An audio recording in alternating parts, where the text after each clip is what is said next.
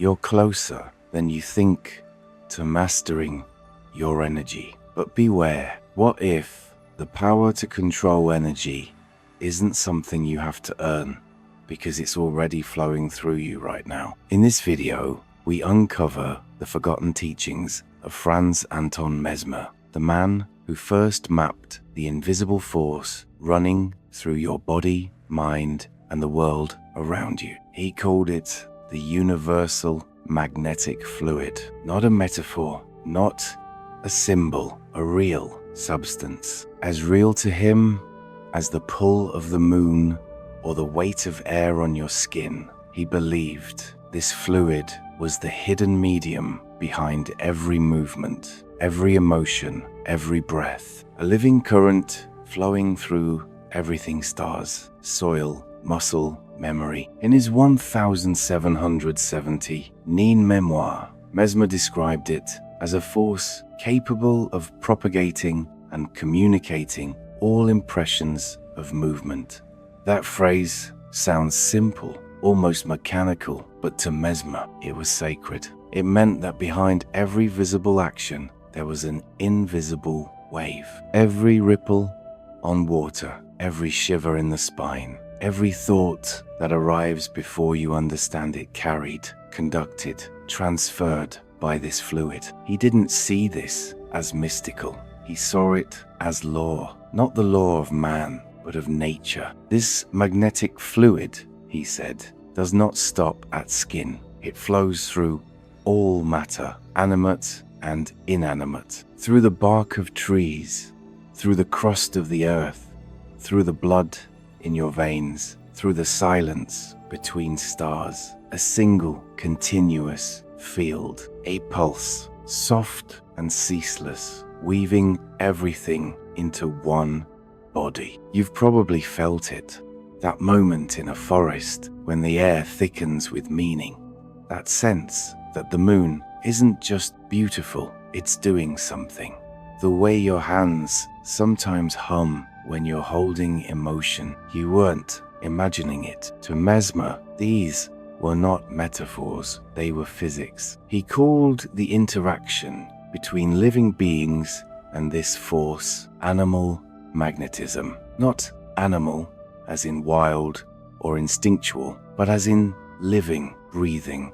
A magnetic relationship between life and the cosmos. Not belief, but transfer. Not worship, but contact. He saw it working like this. Every being is both receiving and sending energy, like tuning forks that vibrate in response to each other.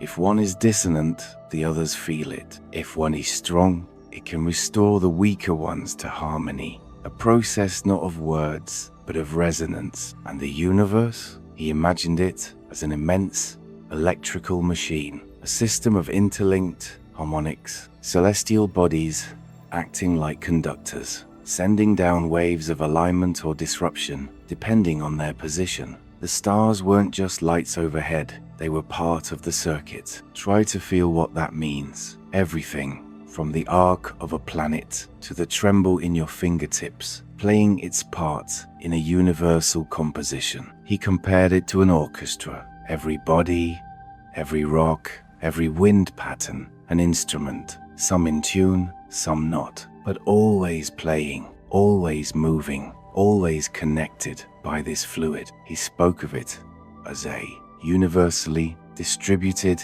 and continuous fluid, and he meant it quite literally, as if nerves were wires, trees were antennae, and the sky itself was humming with charge. This wasn't an invention, it was a reawakening. Mesmer wasn't the first to speak of this field. He was remembering, too, echoing something that had been said again and again in different languages, under different names. In China, they called it Qi, a life force that travels through channels in the body called meridians. When blocked, illness follows. When flowing, life returns. In India, it was prana, not just breath, but the force behind breath, the spiral that moves through the chakras, nourishing the mind, lighting the fire of clarity. In the West, long before Mesmer, philosophers spoke of the ether, the subtle substance of the heavens, the invisible bridge between the divine and the physical. Mesmer's fluid wasn't separate from these ideas. It was their European mirror, their mechanical echo. He once described the nervous system as carrying an internal ether, a delicate conductor of this force, an inner river where spirit meets sensation. Even now, modern thinkers use terms like the biofield. They talk of coherence, of frequency, of electromagnetic signatures.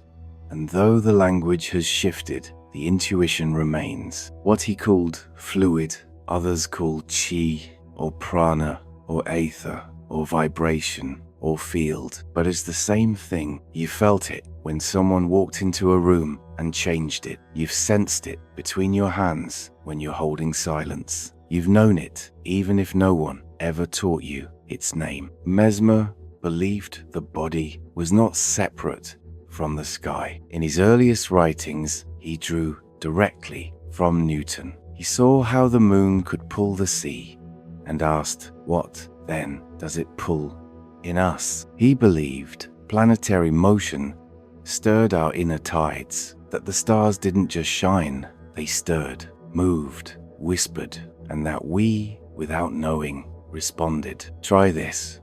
Imagine your body as an antenna, thin, sensitive, always tuning.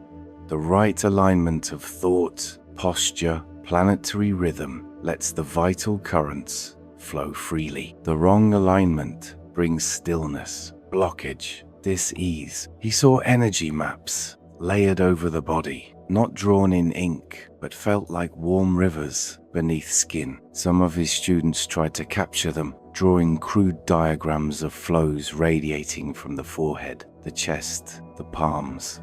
They watched how energy seemed to follow intention, how a gesture could redirect it, how a glance could spark it. Sometimes the current passed through his hands, sometimes through a strange device, his baquet, filled with water and metal, believed to store and transmit magnetic force. But the source wasn't the tool, it was always the field. To Mesmer, this world was not a tangle of dead matter, it was a living web, a system of pulses and waves, more like breath than machine. Nature, body, sky, all strung along the same thread. And when that thread is clear and taut, things feel right. You know this, you've lived it. But what happens when it tangles?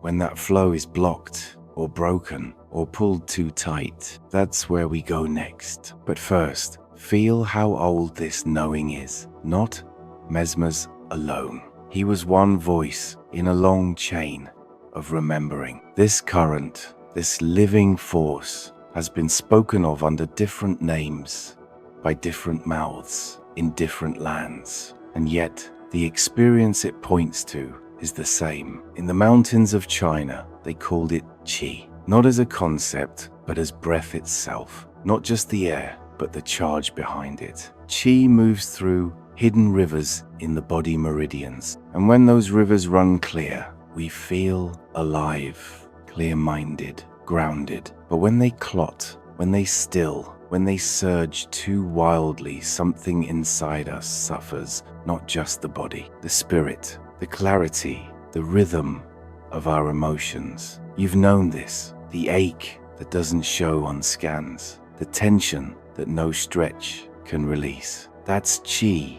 asking to move. In the Indian traditions, it is prana, carried not just in breath, but by breath, spiraling through the nadis channels, finer than blood, and weaving through centers of perception called chakras. Prana isn't energy in the way we think of fuel. It's vitality, life in motion, the thing that lets you feel wonder or fear or awe. When it knots, the emotion knots with it. And farther west, through hermetic threads and Renaissance whispers, they called it aether, the fifth element, the invisible bridge between the heavenly and the human. a subtle body mirroring the stars. They believed that man contained the image of the cosmos, not metaphorically, but as structure. That your flesh holds echoes of Saturn, of Venus, of the sun, not symbolically, physically. And Mesmer,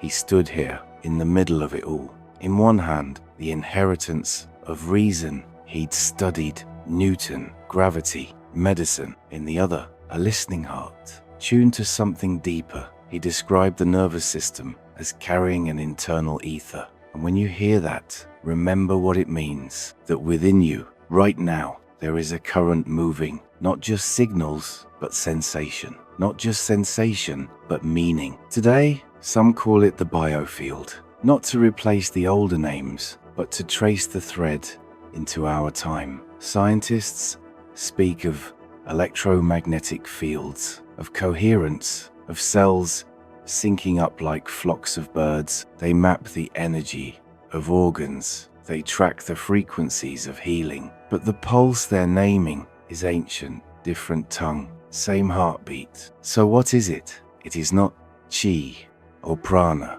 or ether, or fluid. It is what all of them reach toward. The thing beneath the name, the pattern under the skin, a unity. And for Mesmer, that unity didn't end at your body. It extended outward into the sky. In his earliest writings, he reached toward the stars, not as symbols, but as forces.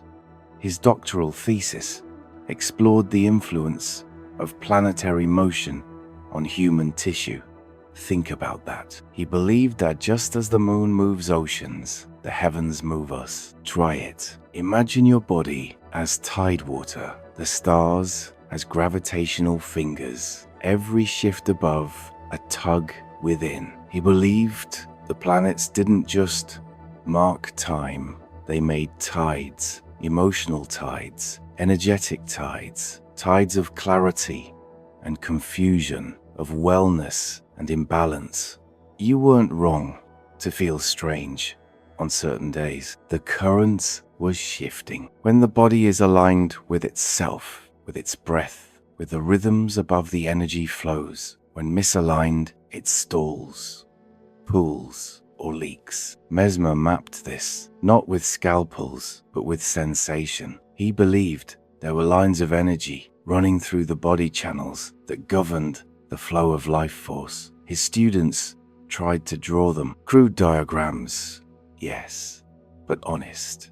They noticed how energy often moved out through the hands, or gathered behind the eyes, or spun from the chest. Some traced these lines back to his baquet, a circular device of water and metal he used to conduct and amplify the magnetic force. And it worked, not because of belief, but because of alignment, resonance, like an instrument being brought into tune. He saw the body not as a machine to be repaired, but as an antenna, a vessel built to receive, to transmit, to harmonize with the world around it. You felt this when a certain breeze seems to speak to you, when a dream comes on, a night full of stars, when you enter a place and feel something shift in your skin before a word is said. This is not suggestion, it is contact. We don't live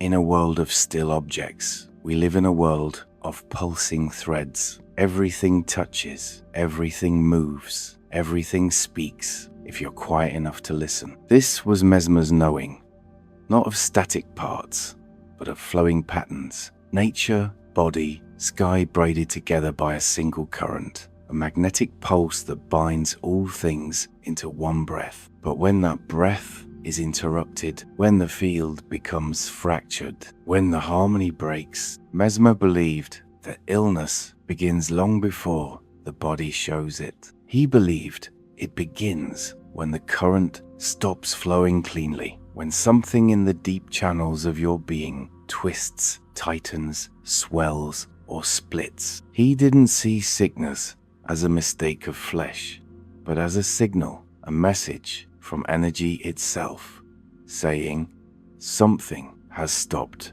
moving. He called health the free flow of the process of life through thousands of channels in our bodies, and disease, a blockage, a break in the motion, a misdirection in the current, not random, not meaningless, a kind of internal jam. Try this. Picture the body as a river. When water runs smooth, the banks are nourished, the fish thrive, the roots drink. But when something falls in, when a log lodges sideways, or the bank's collapse, flow is disrupted, pressure builds upstream, downstream dries.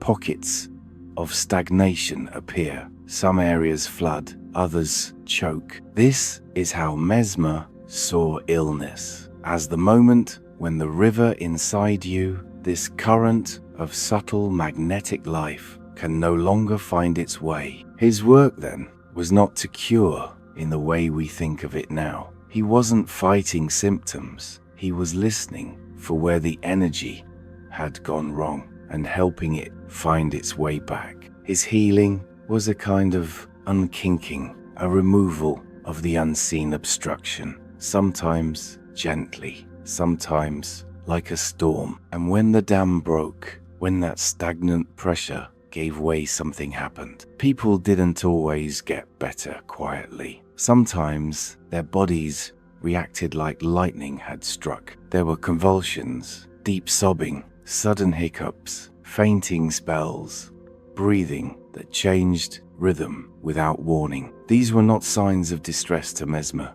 They were signs of life re-entering. He called it the crisis. You can think of it like a thunderclap, a sudden, violent release, not because the energy was cruel, but because it had waited too long to move. Observers wrote of rooms full of patients, writhing, moaning, crying, trembling, sometimes at the exact same moment. No words passed between them. No cue was given, just a shared field and a shared rupture. To outsiders, it looked like chaos, but to those inside it, to those who had been numb for months, or sick for years, or silenced by pain, it felt like something lifting, as if the body had remembered how to shake itself awake. The stuckness didn't just disappear, it released. This was not seen as a setback. It was the beginning of return, a reset, a rearrangement, a way for the magnetic fluid to flood through again, cleansing what had been closed, washing out the held breath, the stored fear, the weight that had no name. To Mesmer, these crises were not accidents. They were part of the medicine, not always gentle, but real. And once it passed, once the shaking stopped, once the tears slowed, once the breath steadied, there was often light behind the eyes again, warmth in the hands, vision where there had been blindness, calm where there had been noise. It didn't always look like healing, but it was. This is what happens when the flow is interrupted long enough. Eventually, it forces its way through. The energy will always try to move again. It's what it does. But when it's blocked for too long, when you're carrying too much or holding too tight, sometimes it needs help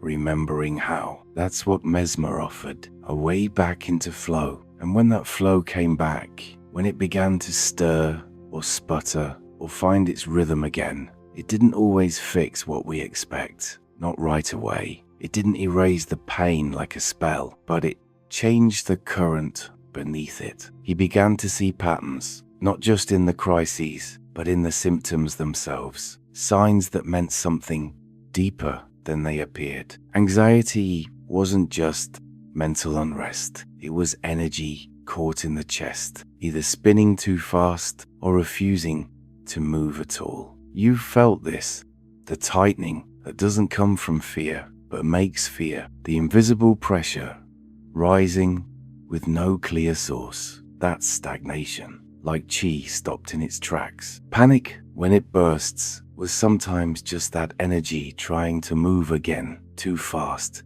too hot, too much. Fatigue, too, was not weakness, not a lack of will. Mesmer saw it as flow misaligned, like a river diverted the wrong way. You try to act, but the current isn't with you. The spark doesn't rise. You rest, but don't recover. That's not laziness. That's misdirection in the current. Depression, the heaviness in the heart, the fog behind the eyes, was seen as a dimming. The magnetic flow around the chest, the solar plexus, the seat of your will and your warmth, dulled, thickened, like someone turned the voltage down. And then there's the pain we carry in the shoulders, the neck, the back. That wasn't imagined. It was magnetism. Once fluid settling into matter, sticking to tissue. The way tension nests, the way sorrow stores itself in the spine. This was not abstract to Mesmer. It was deeply real. He saw grief, trauma, fear not as ideas or moods, but as energetic knots. Places where the fluid wound itself too tightly. Healing wasn't about ignoring those places.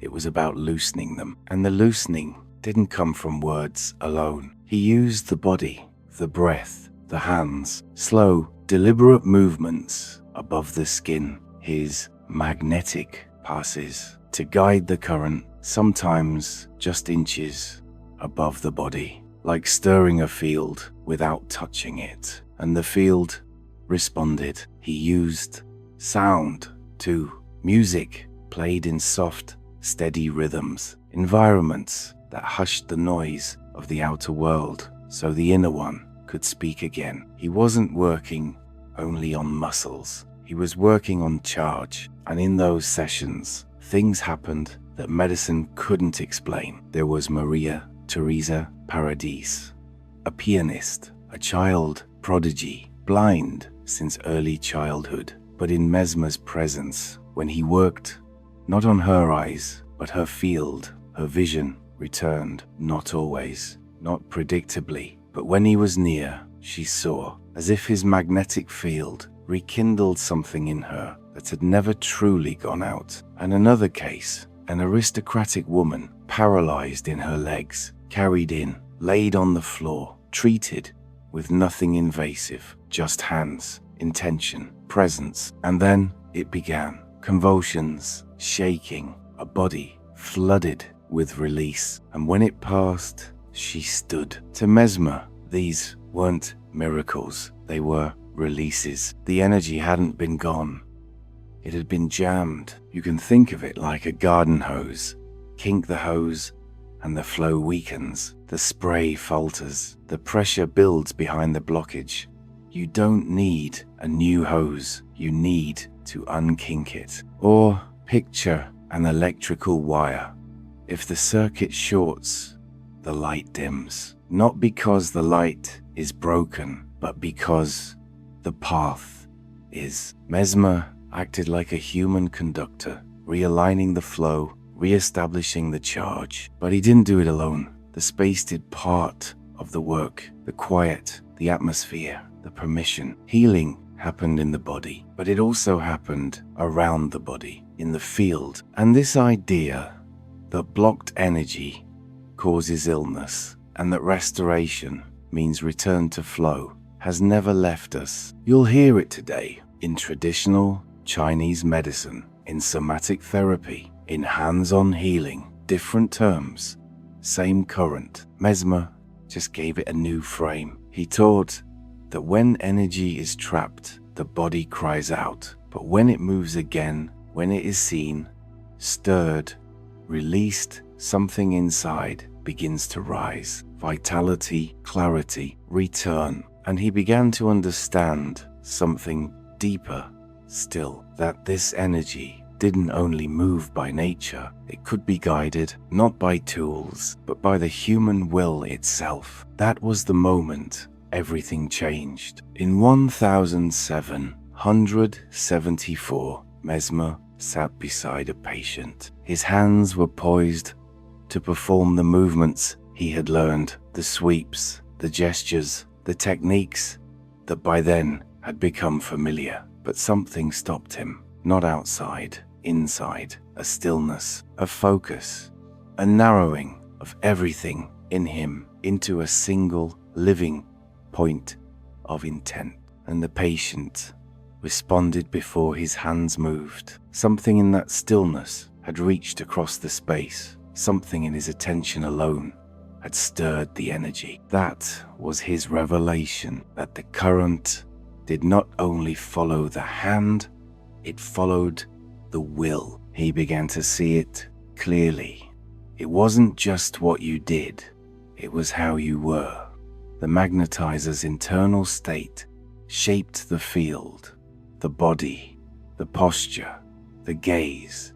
These were not the cause. They were the extension. The source was within. He said it like this: the will shapes the field of the room. So he began to practice differently, more like ritual than routine. Feet grounded, legs braced to the body of the one receiving, a closed circuit. Thumbs pressed together, not for balance, but to focus the inner current, to gather it before release. And then the gaze, direct, unwavering, not as confrontation, but as contact, a line drawn from soul to soul. And then came the movements, the passes. His hands swept slowly along the limbs, just above the skin, never rushed. Each motion carried not only form, but force. The gestures did not mimic energy, they moved it. The hand was the arrow, the will was the bow. He wasn't performing, he was projecting. Witnesses described scenes that felt impossible. A patient would begin to weep, not after words, but after a look. Another would collapse into trembling before a hand ever reached them. Sometimes Mesmer wouldn't even rise from his chair, and still the field around him would shift. People sobbed, laughed, cried out, fell silent. Some felt warmth roll through their limbs. Others felt their breath fall into rhythm, all from a presence, a thought held with clarity. He spoke of non-contact influence, the idea that you could transmit the fluid not just with the body, but with the mind, with the eye, with the quiet certainty of focus. He became, in his own words, a living magnet, not metaphorically, literally. The fluid inside him, he believed, could be directed outward into another. And for him, the tools were already built into every human being. The gaze, the breath, the calm, the charged stillness of intent. This was not performance, not suggestion, not persuasion. It was the will as substance, the will as current. Mesmer believed that intention, when pure, when focused, when calm, was not an idea. It was a force. He saw the room itself respond. He saw a human being through silence, breath, and gaze become the center of a field strong enough to stir another soul's alignment. The magnetism didn't come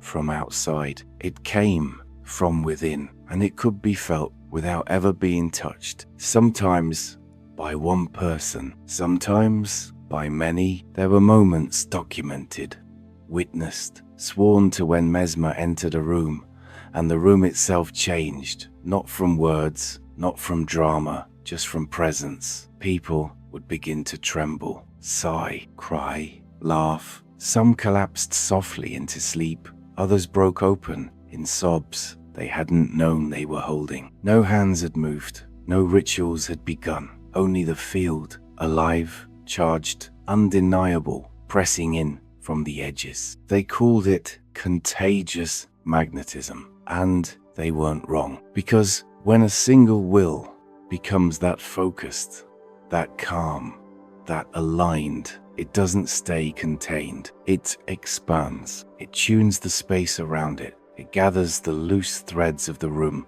and braids them into one pulse. And that pulse moves through the nervous systems of others. It doesn't need permission. It only needs resonance. You felt this in the presence of someone who changed how the air moved. In a crowd where emotion rose like a tide and swept you with it, in silence that didn't feel empty but charged, as if every breath was listening. This is how Mesmer worked, not only with individuals, but with groups. He could stand before 20, 30, 50 people, and one by one, or all at once, the current would begin to stir.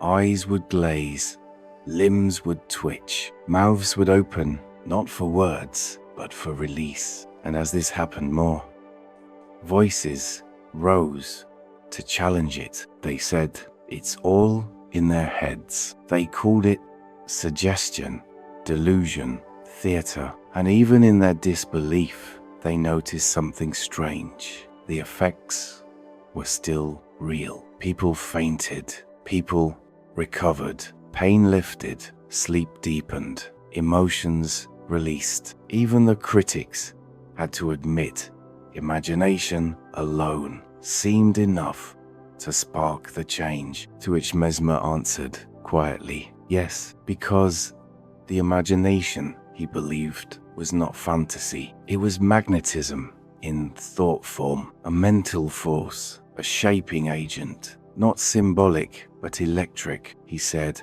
the mind is not watching the energy. The mind is the energy. It directs it, bends it, sends it outward like light through a lens. And in that belief, he was far ahead of his time, because what Mesmer called magnetism, later thinkers would begin to name again. James Braid, a Scottish surgeon, watched the same reactions and gave them a new name, hypnosis. He removed the fluid, stripped away the metaphysics, but kept the method, the gaze, the stillness, the focus. They worked, and even now, there are those who use hands without touch, eyes without words, presence without pressure, practitioners who slow the air around you until something inside starts to listen again. They don't always call it mesmerism, but it echoes him. They guide energy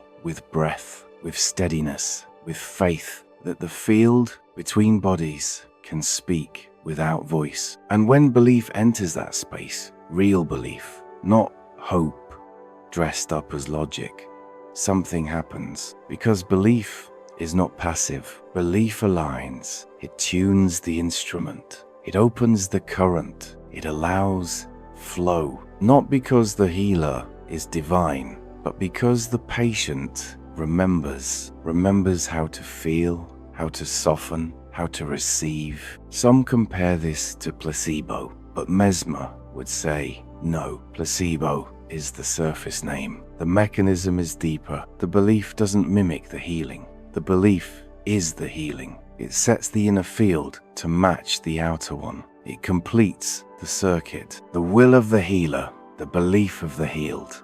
Two forces meeting in the magnetic space between. And there are echoes of this even in science now. Studies, quiet ones, often overlooked, show changes in heartbeat, in blood pressure, in pain response, when someone prays from afar, when someone holds intention miles away and means it. We don't fully understand how, but the shift is there, and maybe that's enough, because Mesmer never claimed to explain it all. He only said, this is how it moves. The will is a real force, like wind, like gravity, like fire. And when it is focused through the eye, the hand, the breath, it can rearrange the inner weather of another human being. Storm into calm, confusion into coherence, stillness where before there was noise. And the most important thing Mesmer came to understand was that this force was not his alone. It lives, often forgotten, but always ready in you. Mesmer believed this with the calm certainty of someone who didn't need to be believed, because he'd seen it again and again, not in theory, but in people, in their bodies, their breath, the way their fields lit up when they remembered. He said, we are all born magnetizers, that we each carry within us a current of magnetic fluid. Some more, some less, some brighter, some buried, but always there, always moving. And the difference, he said, wasn't talent. It was sensitivity, not as fragility, but as perception. The ability to feel what others ignore. You've likely felt it too. You turned before the footsteps landed. You picked up your phone, already knowing whose name would glow on the screen. You felt a shift the moment someone walked into the room before they even spoke. That wasn't your imagination. That was your field brushing against theirs. That was your body listening. To Mesmer, those moments were not oddities. They were proof. Proof that the energy around us is not silent. It touches, it speaks, it moves through the spaces between skin and sound. And we feel it when we're still enough, soft enough, clear enough to notice. He called it a kind of empathy of the fluid, a real energetic overlap. When you sense someone's joy before they smile, when their sadness enters your chest before they've named it, that is your field receiving theirs. The words we reach for vibes, energy, a heaviness in the air, they are the modern remnants of something we once understood without explanation. Once we felt through the body. Now we think through the noise, and the noise has grown loud. Modern life doesn't train us to feel. It trains us to override. The constant hum of screens, the pressure to explain what needs to be sensed, the pull toward logic, away from instinct, the disconnection from the earth, from silence, from our own rhythms. And so the sensitivity dulls. But Mesmer never saw this capacity as mystical. He saw it as bodily, as natural as breathing, as present as hunger. He believed your nerves are tuned to feel energy the way your lungs are tuned to draw in air. It is not extra, it is designed. And though the world may tell you otherwise, this knowing still lives under your skin. It shows itself in the mother who calms her child without a word, in the friend who feels your sorrow before you speak it, in the stranger whose glance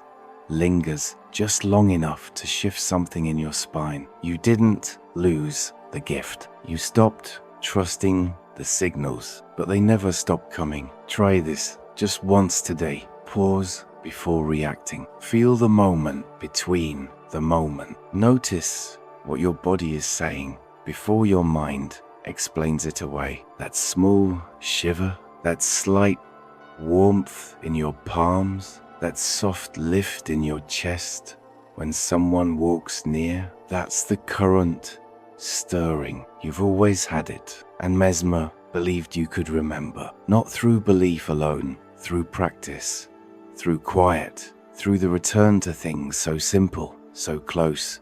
You've passed them by 100 times without noticing they were keys. He wrote of it fragments tucked into the lesser read pages of what he called the fourth book of philosophy. Not rules, not doctrine, reminders, ways to wake the current gently, without force. Try this, he said. Stand barefoot on the earth before the sun has fully risen. Not for the ritual, for the rhythm. Let your souls touch the ground before the world has begun speaking too loudly. Feel how the dew cools your skin, how the earth hums. That hum is not imagined, it's resonance. Each morning, let your hands hover just above your body, not touching, just gliding.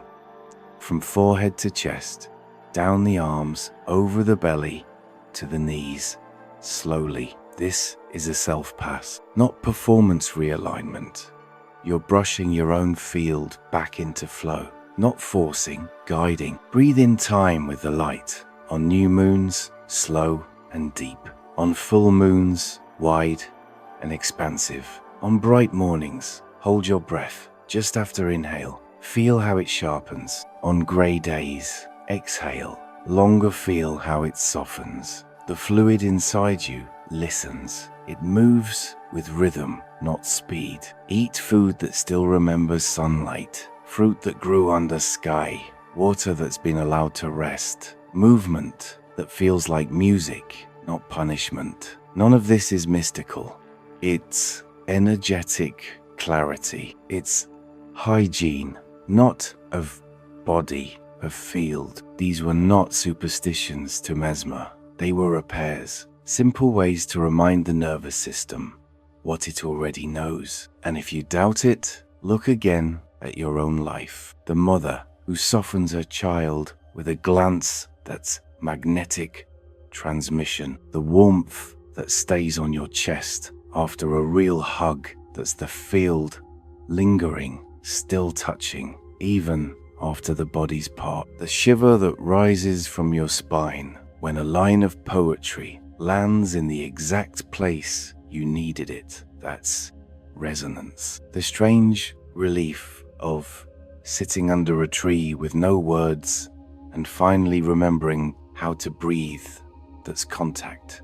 Nature magnetizing you back into yourself. Even a handshake, a smile, a hand on the back at just the right moment. Each one a small opening where energy passes, where your field and theirs speak without needing permission. And yet Mesmer lamented that the modern world had begun to mock these things, to call them childish, coincidental, sentimental. But he knew better. He called them proof. Proof that the energetic self is still alive, still reaching, still speaking, even if the mind has stopped listening. He saw sensitivity not as fragility, but as skill, a birthright, the original language of life. So if you've ever been told you feel too much, what they meant is you're still tuned. You haven't gone numb. You haven't forgotten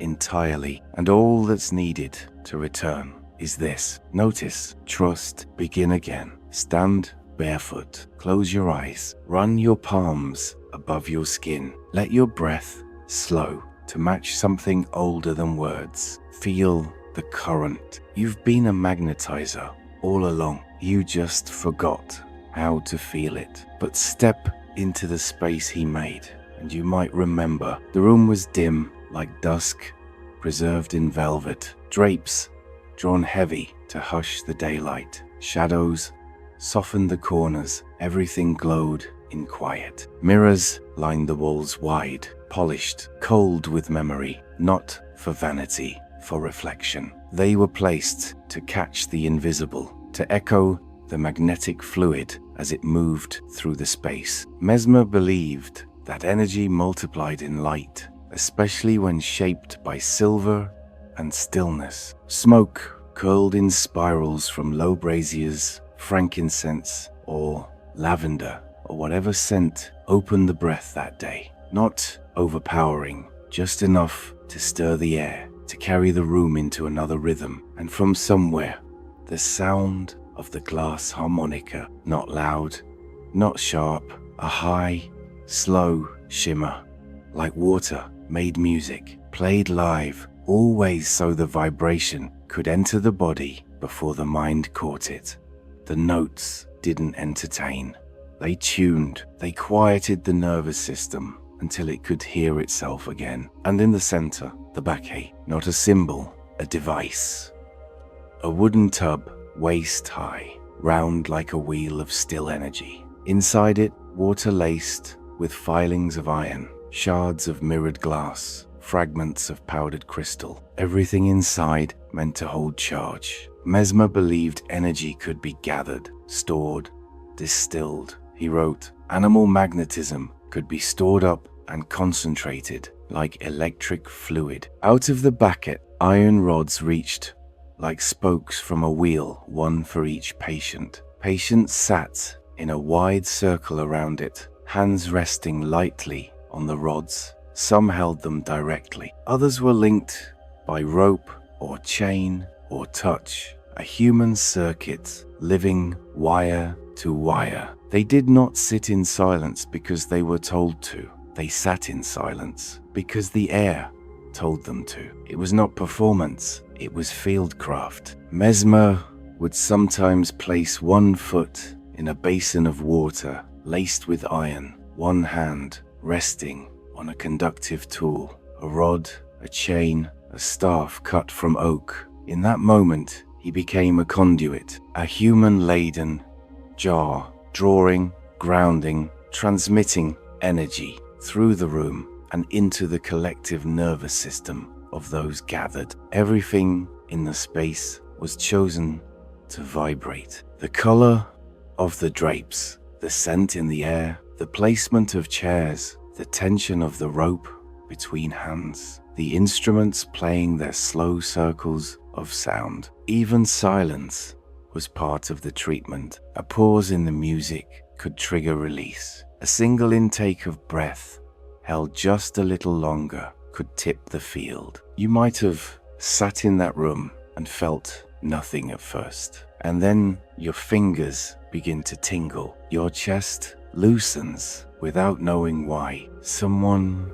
across the circle starts to weep. Someone next to them sighs so deeply it sounds like wind leaving a cave, and your body, without permission, begins to listen. This was not hypnosis, it was alignment. The room wasn't decoration, it was architecture for the soul. The baquet wasn't metaphor, it was a reservoir, a gathering place for the unseen force he spent his life naming. And the field didn't begin at the fingertips. It began in the space between people, in the environment, the music, the rhythm of shared stillness. This was Mesmer's healing theater, not dramatic, devotional, everything external, crafted to help what's internal remember how to move again. This was where energy began to flow, before a hand ever passed, before a gaze ever landed, before a word was spoken, because the space itself spoke first. And once the room was tuned, once the atmosphere was humming in that low, invisible chord, then came the hands. Mesmer's passes were slow, intentional. His palms hovered just an inch or two above the skin, never rushing, never straying, always downward, from crown to feet, from shoulder to fingertips. Each stroke was a clearing, a soft combing of the field, like brushing river water back into its channel after it had pooled in stagnant corners. He wasn't touching flesh, he was shaping current. The movements weren't mechanical, they were musical, measured, held in rhythm, not in repetition, as if he were drawing a tuning fork through the body and listening for when the pitch finally matched the field. And often there was no touch at all. He would stand close, his hands poised like instruments, eyes open, body still, and then something would shift. A flutter in the patient's breath, a tremble in the jaw, a sudden exhale from somewhere deeper than the lungs, because the fluid didn't respond to pressure, it responded to presence. The hand was only an extension of the will, and the will had weight. His posture was always steady. Sometimes he'd sit knee to knee with the patient, thumbs pressed together, not for contact, but for current, creating a bridge, a loop, a live line of transmission. And the eyes, that's where the charge lived. His gaze wasn't soft, it wasn't aggressive, it was held, fully, deeply, a light that didn't waver. Patients said they felt seen in places no words had reached.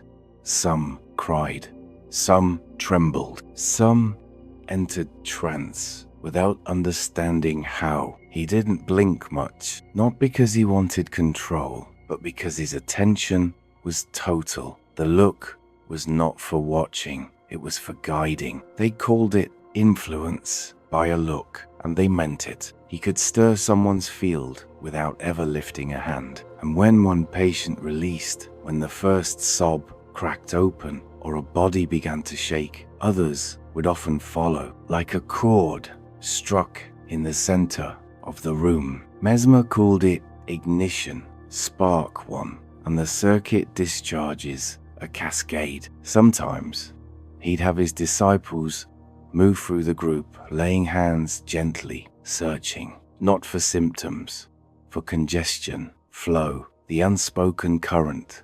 Each touch was both question and correction. He used rods too, not as props, but as pointers, channels, extensions of thought and sound.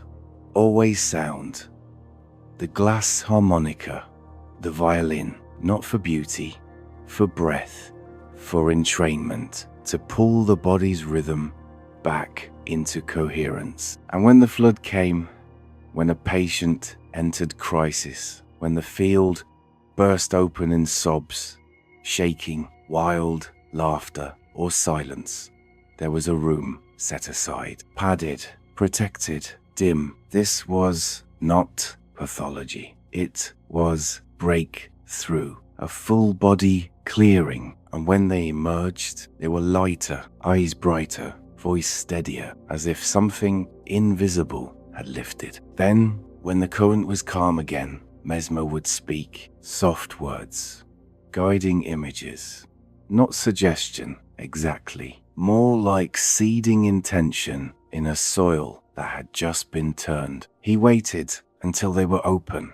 until their field could listen, and he knew it wasn't just the technique that mattered. It was him, his breathing, his clarity, his composure. The magnetizer had to be more stable than the storm he was entering. His field had to hold, had to anchor, had to remember, even when the other couldn't. Every hand pass had purpose. Every gaze had weight. It was not performance. It was presence. This was not improvisation. It was a choreography of will. Mesmer believed that in the right space, with the right breath, and the right alignment of human intention, miracles weren't miracles. They were just nature flowing again. Rigid limbs relax. Centuries of sorrow lift. Sight may return.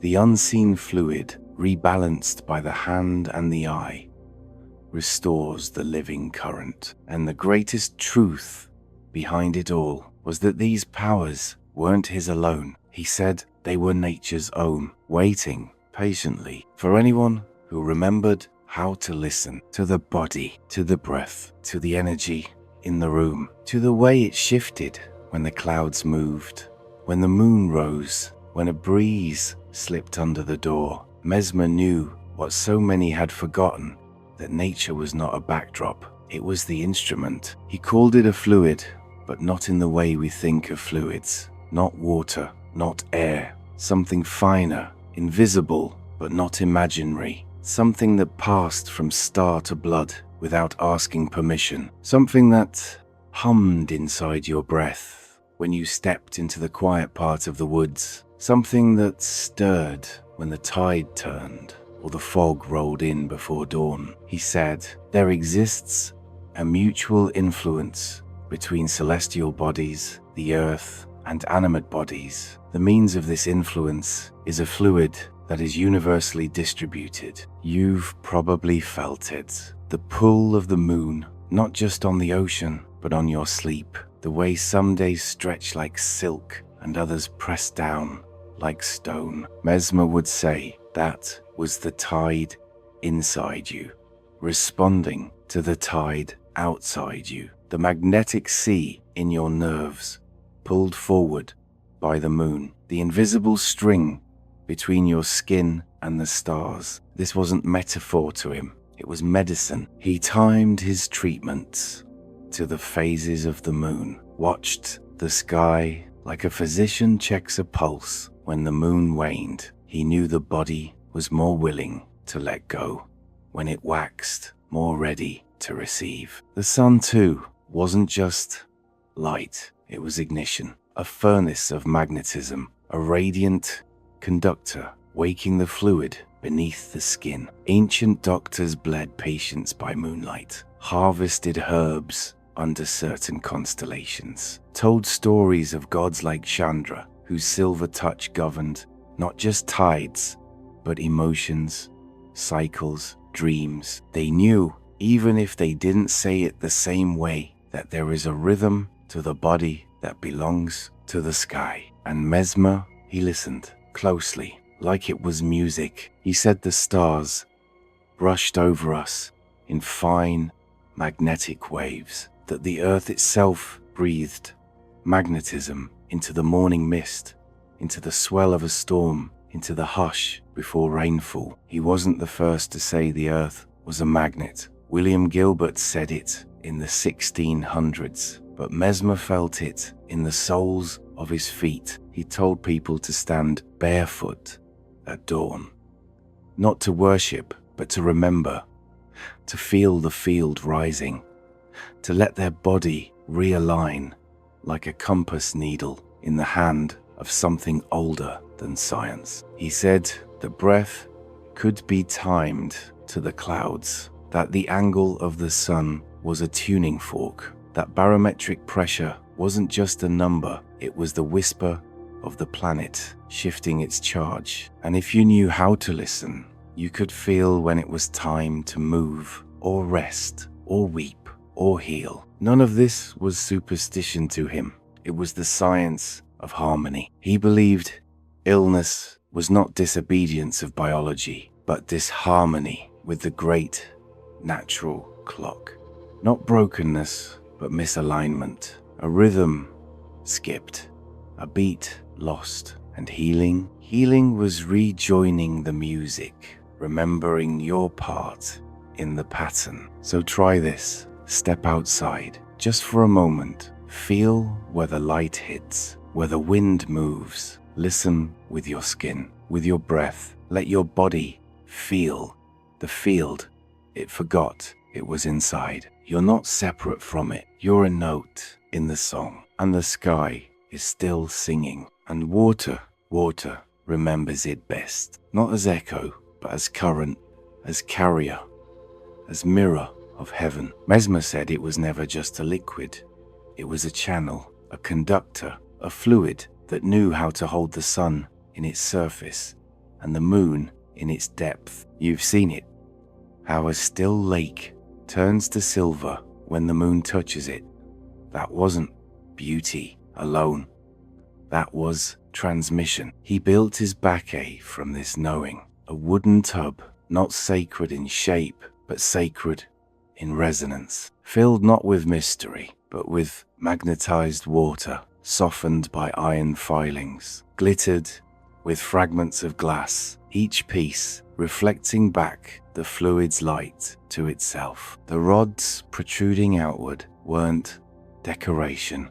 They were bridges, touch points, lightning rods for the soul, and around it human beings, linked by hand or rope or chain, not as prisoners, as circuits, each person holding a rod, each rod dipped in water that had been left to breathe in sunlight through the morning and moonlight through the dark. The timing mattered, the air mattered, the light infused the water infused the body. The bodies linked created something greater than the sum of pulses and skin. It looked like ritual. It was, but not of religion, of nature. You've seen something like this in another form: pilgrims in rivers, children under waterfalls, a parent pouring warm water over a fevered head. All of it the same memory, rippling through different mouths. Mesmer believed that water from the earth wasn't dead, it was threaded, alive, infused with the same fluid that moved the tides, the winds, the dreams. When you step into a mountain spring, he said, you don't just cool your skin, you touch the breath of the sky. And the seasons, they weren't just time, they were temperature for the field. Summer heat stirred the inner currents, making the body more porous to movement, more willing to release. Winter, a crystallization, a drawing in, still, quiet, necessary. Mesmer honored both. He treated according to the Earth's pulse, not the clocks. He timed cleansings with the equinox, rebalancings with the year's turn, immersions when the field was ready to drink, not just when the calendar said so. Even the plants knew, even the rocks, even the smallest stream. He said it clearly. Everything that lives is magnetized. Everything that breathes holds the fluid. The only difference is how it moves, how it sings, how it responds to sun, to moon, to wind, to breath. Try this. Drink from a spring in morning light. Let it sit on your tongue. Feel its weight. Lie beneath stars with your hands open and see what stirs behind your ribs. It may be subtle, but it will be real. These are not fantasies. These are methods, older than memory, clearer than language. The fluid doesn't wait for belief. It only waits for attention. And when it's felt, when your skin is wet with rain, or your feet sink into warm soil, or a breeze moves through the back of your neck like a thought that was never yours, that's not just nature touching you, it's you plugging back in, because this circuit is still live. The human heart, Mesmer said, is a compass needle in the Earth's magnetic song. And when we are still enough, quiet enough, bare enough, we turn again, slowly, toward the field. And the closer we align with it, the more we begin to feel again. But to feel this much requires silence, stillness, and breath. Not held breath, not forced quiet, but the kind of stillness that happens just before the body weeps. The kind that fills a room without sound. This was the first current Mesmer worked with. Not the hand, not the rod, not the gaze. Stillness. Every healing room he shaped began with this: velvet drapes, dim light, the distant chime of glass harmonica drifting in from the corner. Not melody, but presence, a shimmer in the air. Incense, smoke, lifting not to perfume, but to slow the air, to make it thick enough for the magnetism to catch. And beneath all that silence, not as absence, as preparation. All this time, one account read, the most rigorous silence was maintained. Not for drama, for function. Noise scattered the field, the way wind scatters a pond. The fluid, he said, needed calm to gather, to speak, to move. You felt this, the way tension hums in a loud room, the way your breath slows when someone you trust walks in and says nothing, the way your skin seems to hear just before a storm. That's the threshold. That's where he began. Patients didn't just sit, they entered, slowly, limbs loose, mouths closed, no words, no fidgeting, eyes sometimes open, sometimes closed, but always soft.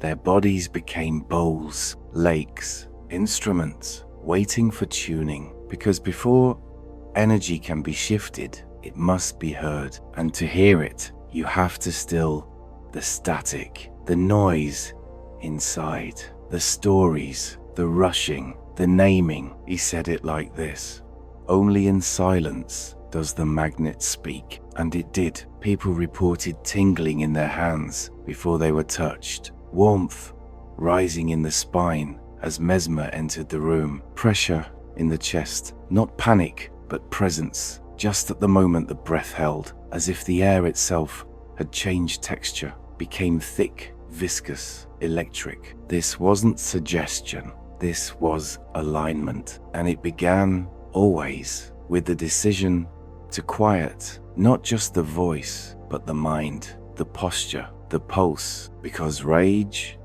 scatters, excitement frays, even hope, if too sharp, can tear the current, but calm collects. So he asked for stillness, not as a rule, as an opening, like smoothing the fabric before you sew, like cupping your hands before the rain, like waiting. Try it just once. Let the body rest completely. Let the thoughts fall, not by force, but by rhythm. Let the breath settle, not held, not guided, just noticed. You may find nothing happens, and then something, a flicker behind the eyes, a twitch in the foot, a sense of heat or light or sadness rising without cause. That's the fluid surfacing. That's the magnet beginning to speak. To Mesmer, breath was never background. It wasn't just the body's rhythm, it was the body's conductor.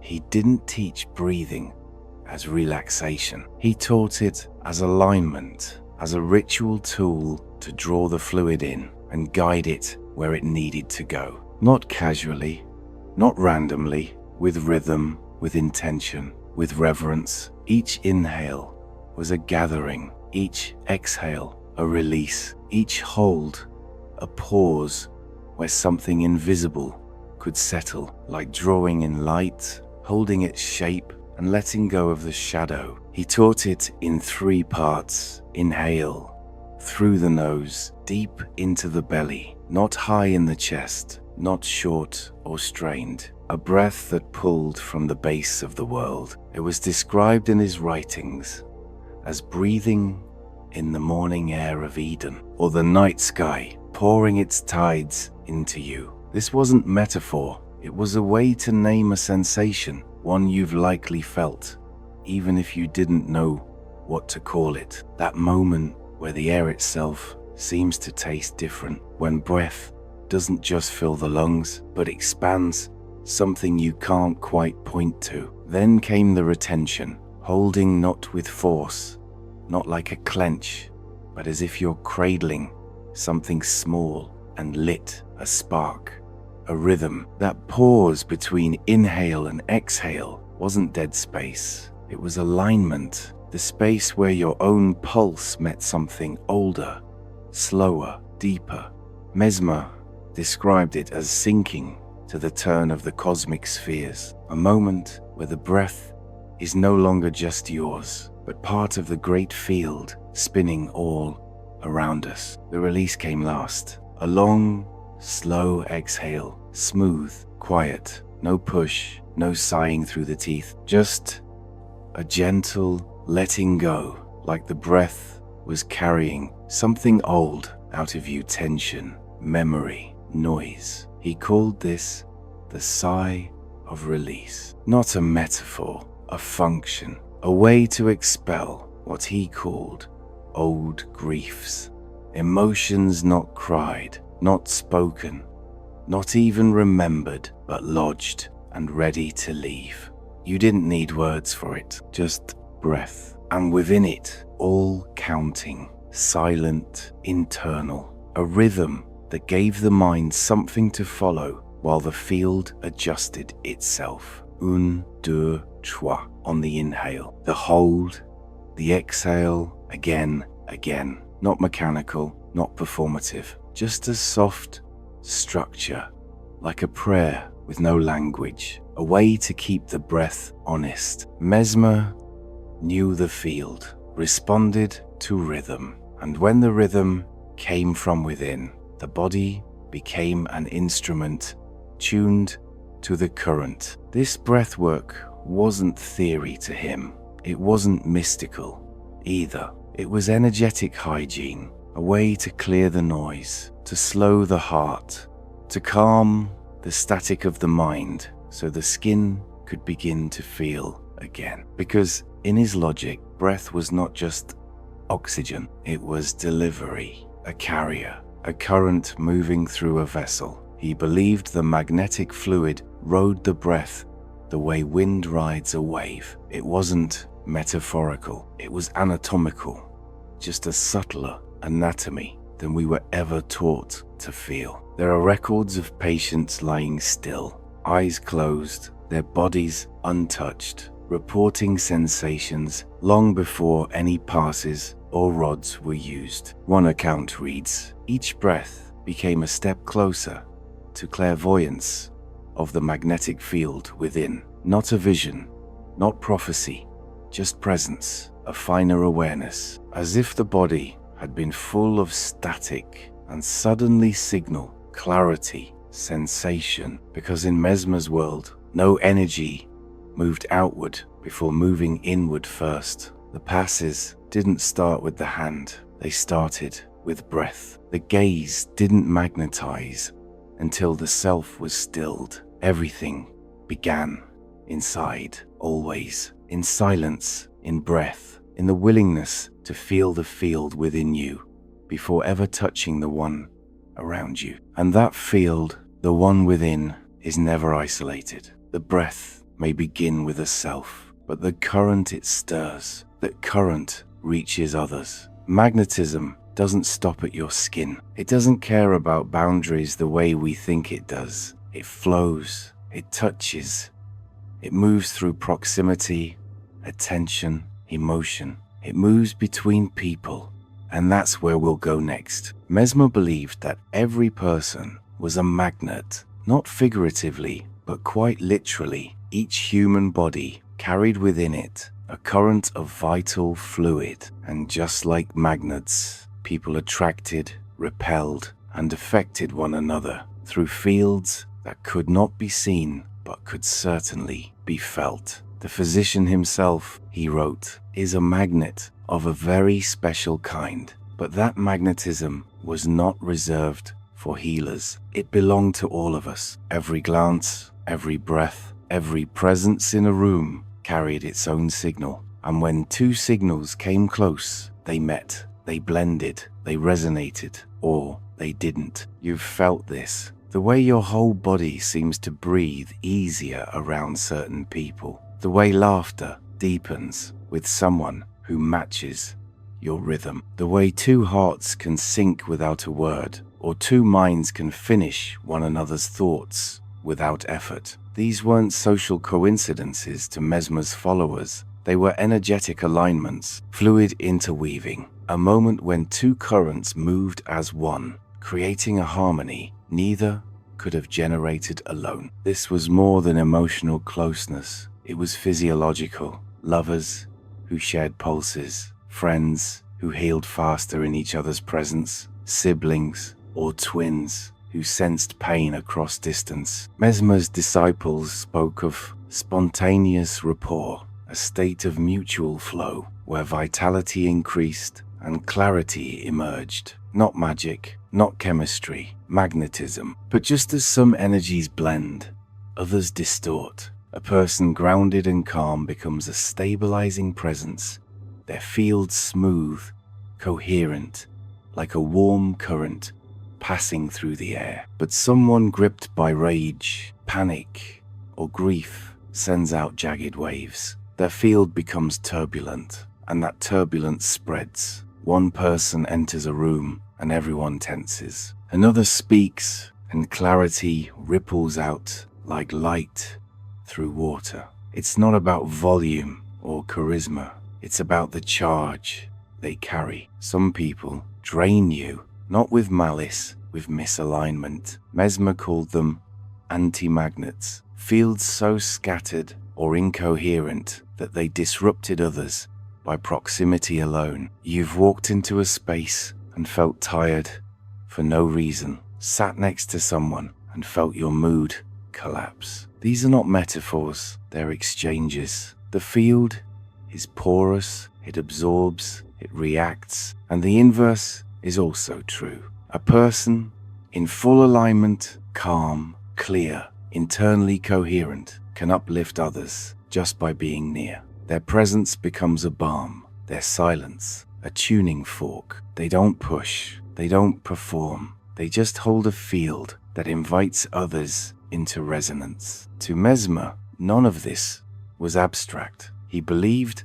mood itself was magnetic. Emotional contagion wasn't a poetic phrase. It was the literal movement of fluid between people. When you catch someone's anxiety or feel relief just because someone you trust arrived, that's the field speaking. But magnetism doesn't only happen passively. It can move with direction, with intention, with will. That's where influence begins. Mesmer taught that any healthy individual could communicate the magnetic fluid to another, but the result always depended on the sender's internal state. The magnetizer was not a machine, they were a channel, and what they carried emotionally, energetically, spiritually, shaped what they gave. Emotion amplified everything.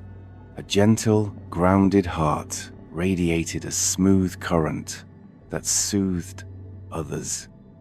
But a jealous or chaotic heart sent waves of imbalance into the field, distorting the fluid as it moved. Even a kind gesture, if performed from ego or instability, could create discord instead of healing. The manuscript speaks of moments where Mesmer touched a distressed youth and cold pulses rippled through the nerves. The energy was not imagined, it was felt. The field responded, and in group sessions, the effect multiplied.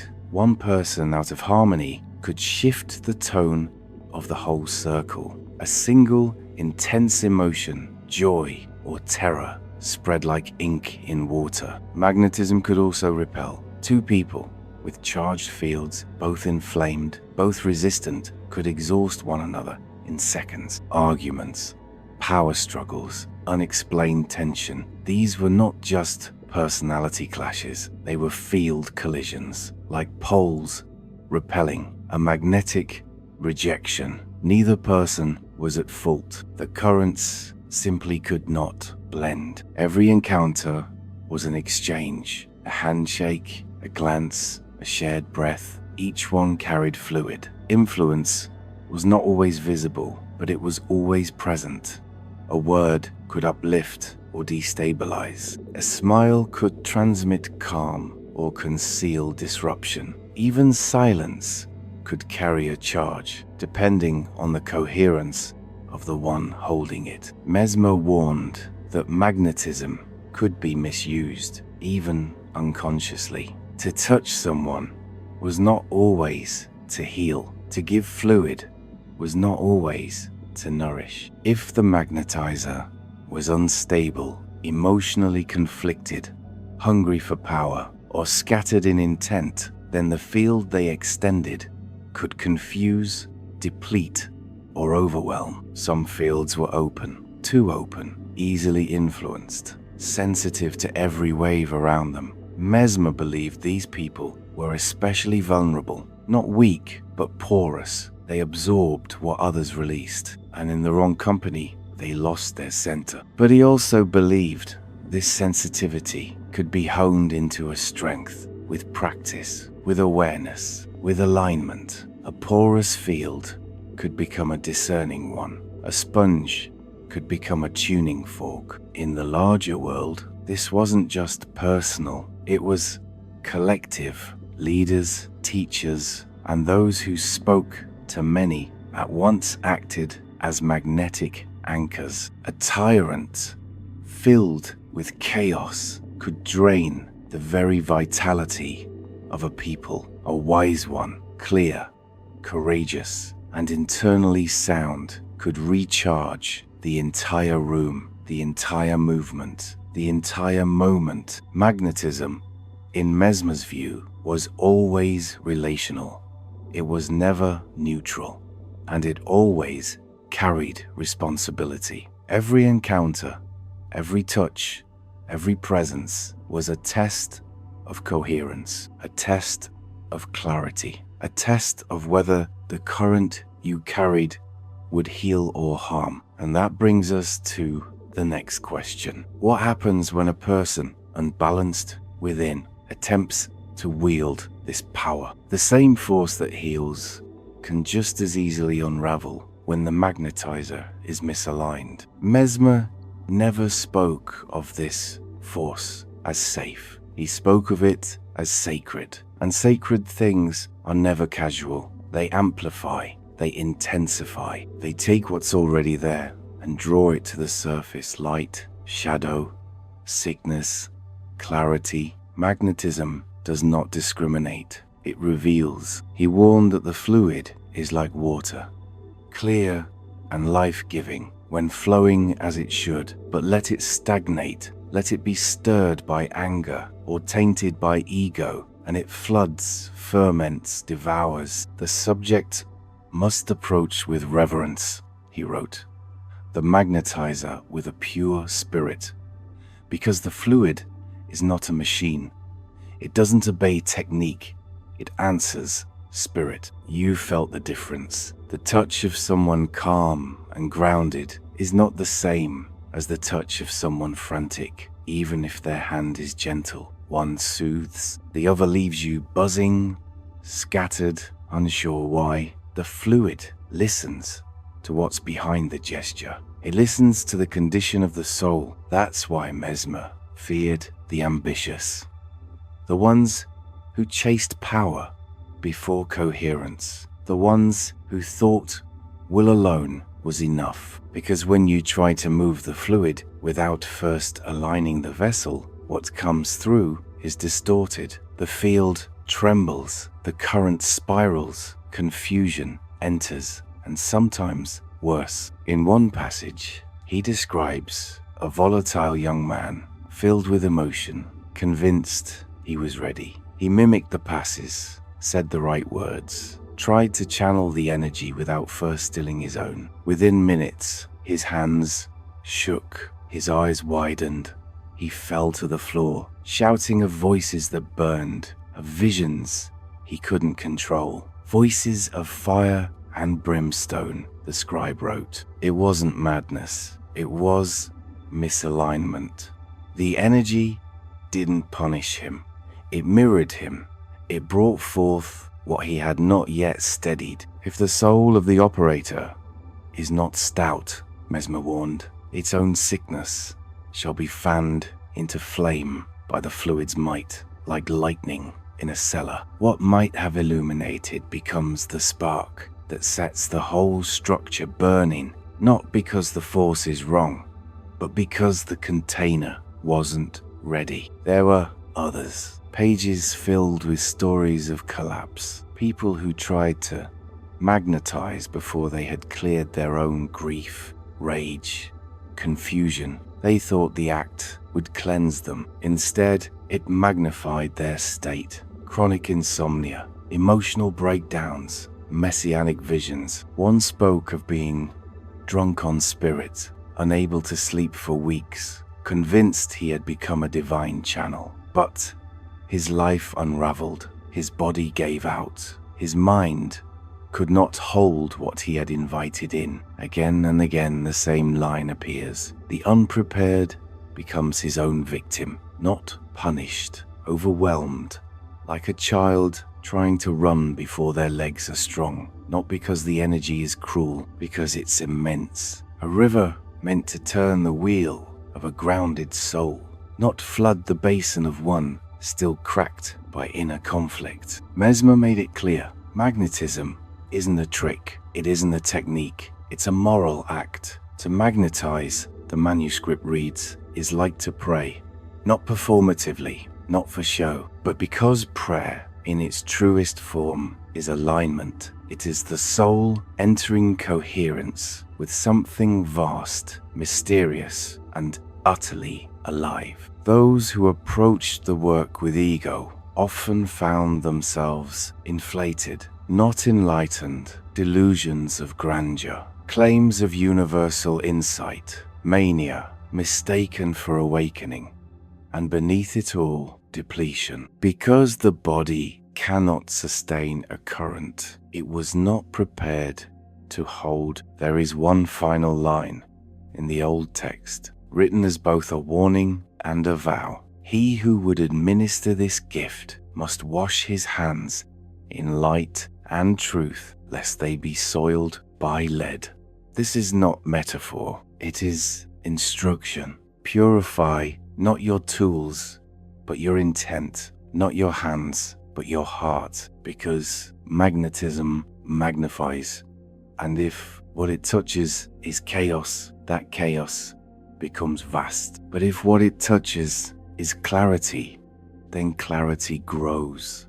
The next chapter begins there. At the center of the body, where the magnet first wakes. At the center of the body, where the magnet first wakes. Mesmer turned his gaze inward, not as an escape from the celestial, but as its reflection. He'd spoken of stars, of tides, of moon-pulled currents, and then he pointed to the body, to the inner terrain that mirrors the heavens. He believed that within every person was a system of reservoirs, chambers, and channels through which the vital fluid moved. These weren't imagined, they were sensed, not anatomical in the way a surgeon might name, but real in the way breath is real, invisible, yet unmistakably there. The first of these reservoirs was seated in the abdomen, the solar plexus, he called it, or, in his own words, the golden lantern. Nestled just behind the stomach, beneath the ribs, this was more than a bundle of nerves. It was the heart of emotional life, he said.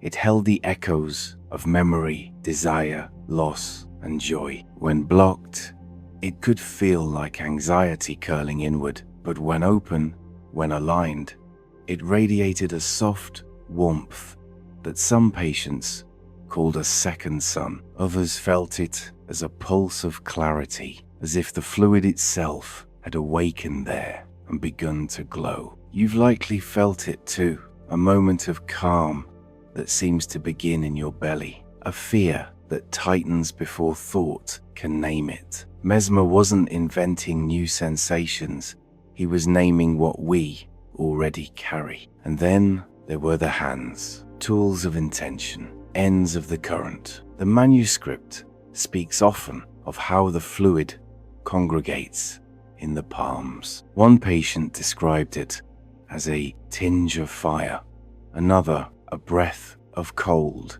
from the tips of the fingers. These weren't metaphors, they were the language of sensation. During the magnetic passes, the hands would become warm, sometimes even luminous to the sensitive eye. The fingertips acted like taps on the hidden reservoir. When emotion aligned with breath and intention, the fluid moved, sometimes subtly, sometimes with a force that filled the room. The body, Mesmer said, becomes a living conduit, a closed loop when unaware, an open circuit when aligned. And the spine, oh, the spine, he revered it, called it the ladder of ascent. From the base to the brainstem, he believed every vertebra, every branching nerve carried and conducted the current. Patients in deep trance would sometimes straighten without effort, their spines lifting as if pulled from above. Waves of warmth would move up the back, pressure would rise behind the neck. Some described the sensation as a soft river moving behind the eyes.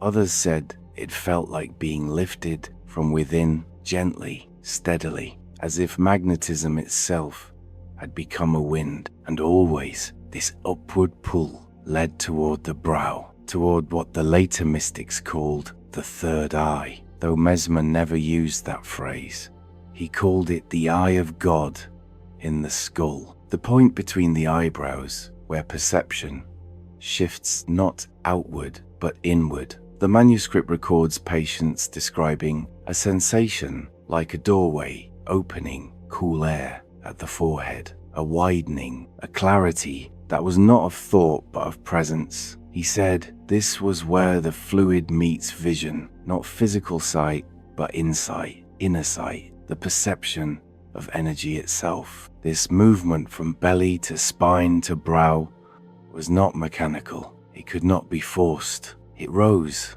Mesmer said, when the rest fell away, when silence had deepened, when the breath had steadied, when thought no longer churned the surface. Only then would the inner reservoirs stir. Only then would the tide rise. Some described it as lightness, some as pressure, others as a cool bloom in the stomach, followed by a lifting warmth in the chest, a tingling crown, a stillness so complete it rang. The details varied, but what united all accounts was this: the sensation of the fluid awakening within. And when that happened, the world outside changed too. Colors grew more vivid, breath became easier, emotions softened. Many said it felt like the world had exhaled with them, that the universe itself had become a companion breath. But this state was not gifted, it was remembered. The manuscript insists every healthy person holds this fluid, not as a mystery to be earned, but a birthright to be uncovered. It flows through nerves, it rests in the gut, it breathes through the palms, it climbs the spine, it opens at the brow. It is not hidden, only forgotten. And it does not awaken through force. It responds to joy, to reverence, to stillness. When the mind quiets, when the body softens, when breath is given, not just as function, but as devotion, then the doors open. And when those doors opened in Mesmer's chambers, the space they revealed was unlike any ordinary room. You would have entered through heavy drapes, the light dim but golden, flickering not from electric glare, but from candle flame. Velvet soaked the walls. Symbols were etched into corners. The scent of burned resin curled through the air in slow, steady spirals. Every shape and texture served a purpose. This wasn't decor, it was frequency. At the center of the room stood the Baqueta polished wooden tub, ringed in iron filings, filled with magnetized water, threaded with copper rods that branched out like spokes on a cosmic wheel. And surrounding it, the patients, seated in a perfect circle, hands lightly resting on woven silk ropes that passed from one lap to the next. They didn't just sit together, they linked. They became a circuit, a breathing organism made of many bodies, tuned toward a single pulse. Mesmer entered not as a doctor, not as a speaker, but as something between conductor and priest. His robes shimmered copper-lined, lilac-shadowed, and his movements never wasted. Each step was measured, each gesture carried weight. When he passed his hands, they moved not just through space, but through the field of the room, carving invisible currents. When he traced the air with his wand, he wasn't drawing symbols, he was threading lines of magnetism. The copper rods extended from the baquet-like veins, and each rod touched the hand or body of a patient. These rods weren't symbolic, they were functional. Copper, Mesmer knew, was a conductor not just of heat or electricity, but of the subtle fluid. The baquet gathered it, the rods shared it, the circle amplified it. And so the space became more than space. It became a magnetic engine, and that engine ran on repetition. The room itself breathed in patterns. The glass harmonica played tones that looped, soft and ethereal, like sound half remembered from a dream. The melodies repeated, the gestures repeated. The breath of the group synchronized and repeated. Nothing rushed, nothing broke pattern. That was the point. Each repetition was a nudge, like swinging a pendulum. Each loop added momentum, and slowly, steadily, the atmosphere charged. This was not metaphor. It was physical. It was emotional. It was magnetic. The more aligned the rhythms became, the more the fluid flowed. One pass was not enough. One note did not shift the field, but many layered, looping, entrained like heartbeats, sinking in sleep that changed the current. Patients reported their arms growing heavy, then light, their thoughts becoming simple, even still, a tingling in the spine, a warmth in the gut, a soft buzz under the skin. These weren't suggestions planted by words. They were the body responding to rhythm, the nervous system surrendering to tempo, the self beginning to hum in tune with something older than thought. Mesmer understood what modern culture often forgets. The sacred is pattern. Nature is ritual. Seasons turn in loops. The moon cycles.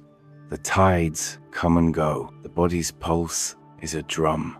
And when it joins with others, a deeper harmony emerges. Repetition wasn't filler. It was fuel. You felt this at the edge of sleep, during prayer, in the echo of footsteps on a path you've walked many times, when the same sound returns and begins to shift you, not with force, but with invitation. When the known becomes so known that something opens. That's what happened in Mesmer's chambers. Repetition built coherence. Coherence built resonance.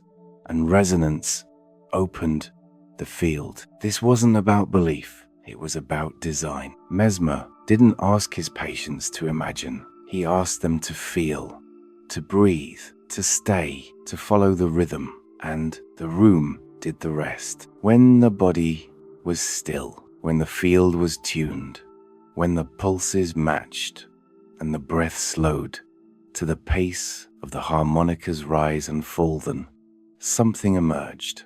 Not a trick, not a trance, but a state, a shift in frequency, and with it came the real work.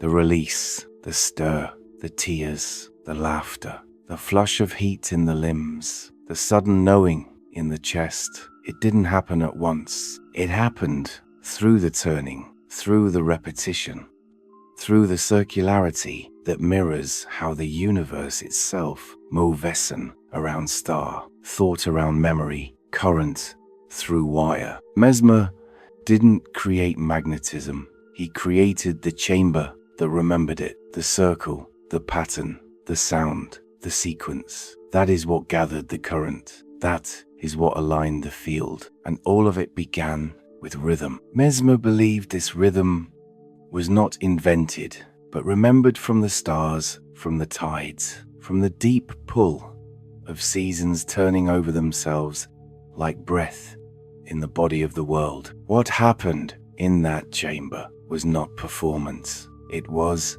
reenactment, a local echo of a much older movement. He understood that to repeat was not to copy, but to join, to step into alignment with a pattern already flowing. The circle was not just human, it was lunar, planetary, a mirror of orbit and return. As the copper rods arched outward, as the ropes passed hand to hand, as the same gestures carved the same lines again and again in air thickened by incense and intention, the chamber began to feel less like a room and more like a tide, pool rising, folding, pulsing with a quiet swell. Each pass of Mesmer's hand echoed the sea's return to shore. Each drawn breath followed a moon that had pulled breath from lungs since lungs first formed. This was repetition as tuning, as refinement, not mechanical, but musical, like an orchestra, finding its pitch in long, low tones, at first dissonant, then near, then something clicks and everything starts to vibrate. Patients didn't know the words for it. They said it felt like the air got thick, like it hung around their shoulders, clung to their skin, weighed on their lashes. They said time slowed, that they forgot what they had been worrying about before they entered, that the walls seemed closer or farther, that they couldn't quite tell where their hands ended. Some swayed without knowing, some wept without reason, some went still and felt something move inside them they had never known was waiting. This wasn't hypnosis in the modern sense. It was entrainment, not suggestion, resonance. A tuning fork doesn't try to convince another fork to vibrate. It simply hums until the other begins to sing. That's what the baquet did. That's what the harmonica did. That's what the circle of breath and hand and copper and will all conspired to do. The space was strung like an instrument. Every patient was a string. Every pass was a stroke of the bow, and slowly the dissonance left. What Mesmer understood, and the manuscripts echo again and again, is that healing was never a linear act. It was orbital, spiral, return. Each movement not towards some outside goal, but deeper into coherence. That's why repetition mattered, not for mindless ritual, but for field formation, for the shaping of the atmosphere itself. He described it this way: each repetition is a ring upon water. The more rings, the more the surface is prepared. The soul, like the fluid, requires time to settle into shape. By the time the final pass was made, the room was not the same. It was charged, viscous. The word they used was épais thick, not with smoke, but with presence. The kind of density you feel in the chest before a storm. The kind that fills a cathedral when the last note fades and the silence becomes a sound of its own. Skin prickled. Some felt warmth blooming behind the eyes. Others described it as cold, not unpleasant, but clarifying. Breath slowed, heads tilted back. The room hummed, and not from music, from field. This wasn't theater. This wasn't showmanship.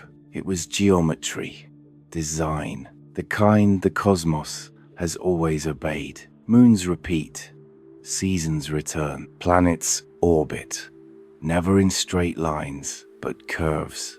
Mesmer called this the divine cycle, the rhythm through which the fluid recognizes itself. And if you've ever stood still under stars and felt your skin tingle without breeze, if you've ever moved with a group in shared breath and lost track of your name for a moment, you know what he meant. The rhythm isn't taught, it's remembered. The chamber just made it visible. That's what ritual does. It brings the unseen into symmetry. It builds structure where chaos could flood. It gathers and concentrates what's already here. The copper, the circle, the passes, the harmonica, the repetition of breath, of gesture, of tonal, of it, was a way of saying to the field, we are ready, we are coherent, we are aligned, we are listening. And the field responded, because in Mesmer's logic, the universe is not deaf. It vibrates, it harmonizes, it waits for the signal that says, I remember the pattern. So repetition was not filler, it was architecture. It created the space through which the current could move. Not chaos, not force, not noise, but rhythm. A rhythm strong enough to hold healing. A pattern stable enough for the soul to return to itself within it. And when it worked, it didn't feel like a miracle. It felt like a return, like something that had always known the way home. Because rhythm is how the stars move. Because rhythm is how breath returns. Because rhythm is how the self finds its way back into the body. And in that circle, slowly, surely it did. And it wasn't just the body that came back, not just the mind. Something else stirred, something that had never quite left, but had thinned, faded, dulled under the weight of the world. Mesmer called it the double, not a metaphor, not a symbol, a second body, subtle but real, wrapped around the visible form like breath, wraps a flame, like dew gathers on grass before sunrise. He saw it in every patient, the way the air seemed to shimmer just beyond the skin, the way the space around a person shifted when they wept or opened or healed. It was not imagination, it was anatomy, just finer. He described it in quiet tones, a luminous cocoon, a layer of pulsing light and fluid breath, a veil stretched across the skeleton of the self, not aura, not glow, a sheath that breathed, a mirror that remembered.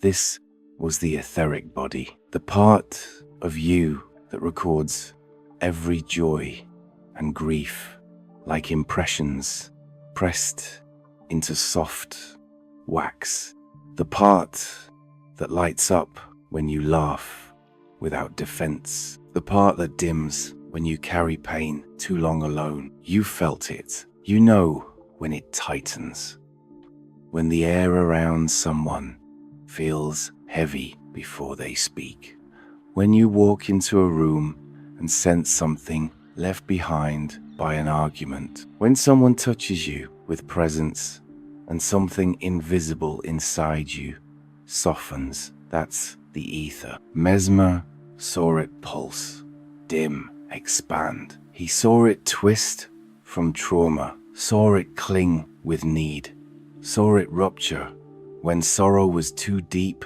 and sudden. And he knew illness does not start in the flesh, it starts in the field. This subtle body, this double, is where grief settles before it finds the bones. It is where panic roots before the lungs begin to race, where fatigue gathers before the limbs collapse. If the fluid flows here smooth, quiet, clean, the physical body follows. But if it leaks, if it clots, if it snarls itself into knots, the outer form will echo that pain. He wrote of energy seeping like smoke from a cracked lantern. He spoke of patients who walked in with hollow eyes, skin dull, voice flat, long after a loss or a shock had passed. The wound wasn't visible, but in the ether, it pulsed. A chill around the heart, a flicker near the gut. And once seen, it could be touched, not with fingers, with field. The ether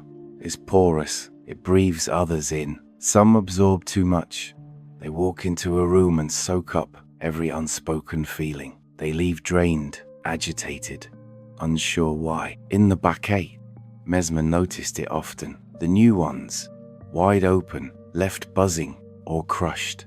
Not from the process, but from what they took in. He warned gently, guard your double, especially near pain, especially near chaos. Not with fear, but with clarity. Learn the edge of your own field. Know what is yours. Know what is not. Without that, healing others can unmake the self. But he also knew this layer can be mended, cleansed, smoothed. Healers were taught not just to feel, but to discern. Where is this grief from? Whose sorrow is this? Am I whole before I reach into another? Stillness helps, breath helps, but it's attention that seals the field, not control, not armor. A listening that wraps around the self like silk, not rigid, alive, permeable with purpose. And when it tears, when the ether bruises, he began there, not at the skin, not at the muscle, but just above, a sweep of the hand, a pause, a soft hum in the room, the sound of someone remembering how to repair what doesn't show on charts. Because the wounds we carry are often unseen, but not unfelt and not unreachable. During one session, on the low light and the sighing breath of the harmonica, a woman lay still, her breathing shallow, hands curled. She had not spoken since her child passed. Her voice had gone silent, her eyes empty. Mesmer did not touch her body. His hands moved above her, slow, sweeping arcs, as if smoothing wrinkled cloth, as if brushing dust from glass. The air between them thickened. She stirred, a single tear, then another. Then her chest heaved, breath returned, and she sobbed like a gate had opened inside her. That was not suggestion, that was ether. Moving, releasing, mending. He called it reweaving, repatterning the field. Some called it fluffing. The names don't matter, the motion does. Gentle, repeated, sometimes clockwise, sometimes in rhythm with the breath. It's not the hand that heals, it's the attention, the alignment. The way will meet compassion without force. In deep wounds, he used repetition, the same path traced again and again, dissolving density like water, smoothing stone.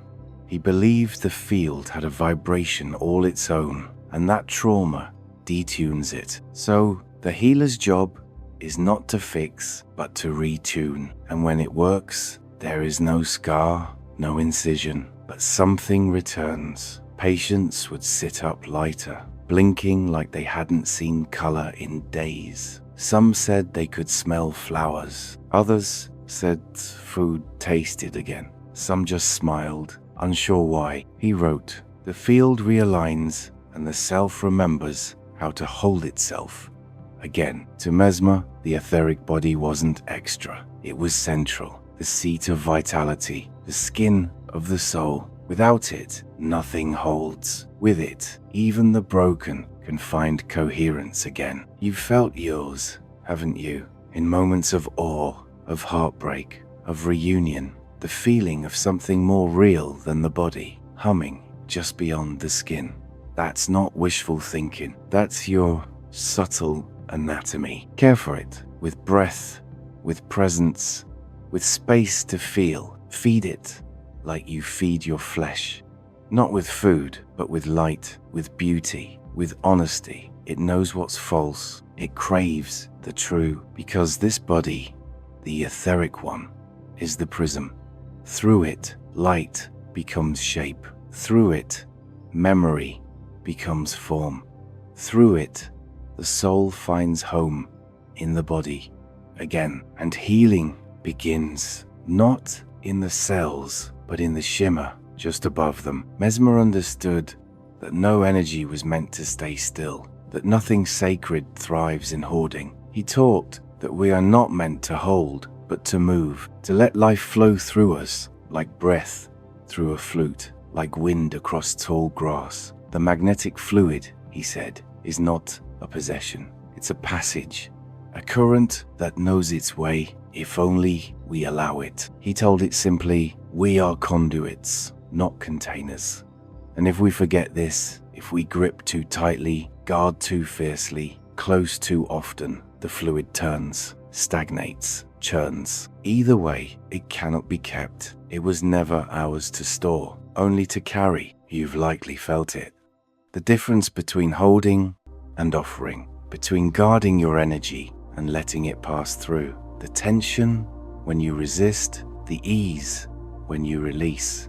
This is not abstraction, it's rhythm. You know the peace that lands when you give without expectation. You know the weight that builds when you cling to what wanted to move on. The body knows too. When energy pools where it shouldn't, you get headaches, tight shoulders, restlessness. When you open, soften, breathe with the moment, instead of over it, things shift. There is space again, flow again. The current remembers its shape. Mesmer compared the body to an instrument, not a drum to be beaten, not a vault to be sealed, but a flute, hollow by design, tuned to let the invisible sing through it. The heart, he said, is a shrine, not to be locked, but to be entered, and ego is the lock on the gate. He once told of a nobleman, sharp in dress and proud in posture, who came to him seeking relief, but refused to surrender. The man sat stiff, unwilling to receive, too important to close his eyes. Mesmer's hands moved, but the energy, he said, rushed around him like water past a stone. No entrance, no reception. The field stayed dull. It wasn't until the man cried quietly, and then completely, that the shift came. He had bowed, not to Mesmer, but to the space within him that knew how to be real again. In that humility, something opened. The passes found purchase. His body softened. He walked away, changed. The lesson was clear. Energy meets us where we are. Pride blocks polarity. Fear reverses flow. But when we empty the cup, the current fills it. Everything in magnetism follows this law of movement, even breath, especially breath. Mesmer called it the divine tide, not just air, but intelligence, a wave that enters with vitality and leaves with offering. Inhale, receive. Exhale, release. Simple, sacred, endless. He often began sessions in shared breath, not commanded, entrained. The room inhaling together, slow and wide. The room exhaling in unison, like the whole field sighing through the lungs of many. That's how coherence builds. Not by force, by rhythm. Try it. Even now, inhale through your nose, slow. Imagine light entering, not just air.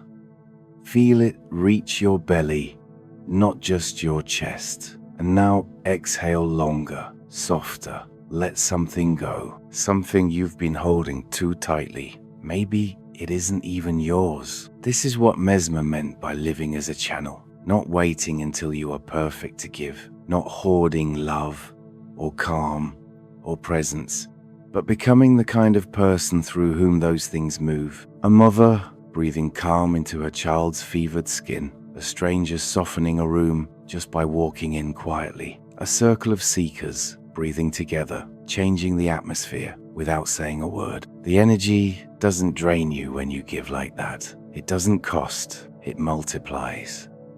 Because it wasn't yours to begin with, it passed through. Healers learn this early. If you grip the current, it burns. If you fear depletion, it tightens. But when you trust the exchange, when you give without bracing, you find there's more, always more. Because generosity is how the circuit stays alive. Energy, like love, is a river. When you block it, it stagnates. When you try to bottle it, it turns sour.